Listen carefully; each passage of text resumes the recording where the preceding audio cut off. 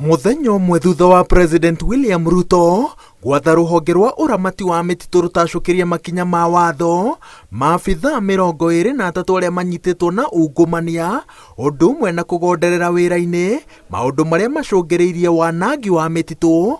Minista wa marĩa matũrigicĩirie Soipan Tuya arokete ofici-inĩ cia ruhonge rwa uramati wa mĩtitũ gũkinyanĩria watho ũyũ. Ni kazi ya mkurugenzi mkuu, the CEO, na letu ni kuhakikisha tu ya kwamba hatua kamili imechukuliwa, and the real action is the dismissal because they are in gross misconduct.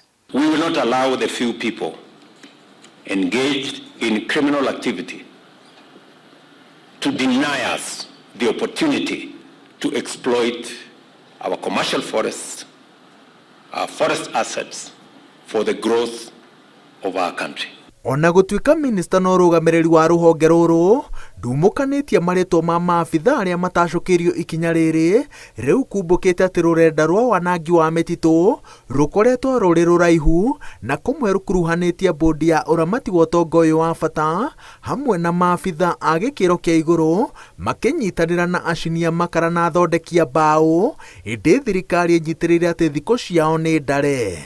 I say there's an array from sawmillers to individual members of the public, various levels of officers of the Kenya Forest Service, and the investigations are going on.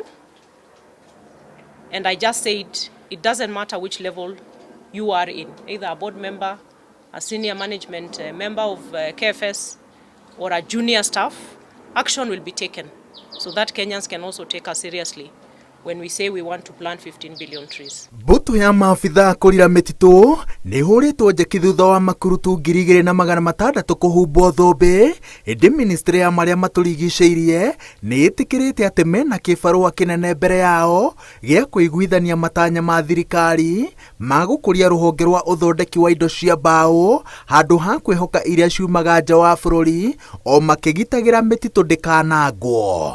It is a challenge on us and we are going to take it, that we will actually unpackage it for Kenyans to understand that despite or beside protecting our indigenous forests, and the truth of the matter is any lift of the ban only applies to commercial plantation forests, which are in this country. They've been part of us since independence. It's not like they were created yesterday.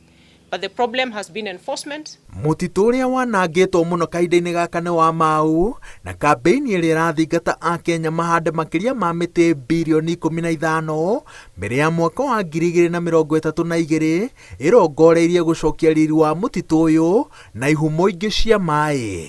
Ona kũrĩ ũguo, thirikari ĩroiga atĩ ĩna mũbango wa gũtarĩria Akenya mĩthemba ya mĩtĩ ĩrĩa mangĩhanda na kũrĩa magĩrĩire nĩ kũmĩhanda. We are also in the middle of a very keen review of the Forest Management Act, and one of the highlights is to look at these destructive species within our various ecosystems, including eucalyptus. So that we don't have a blanket ban on eucalyptus, but be very informed in terms of what works and what doesn't work.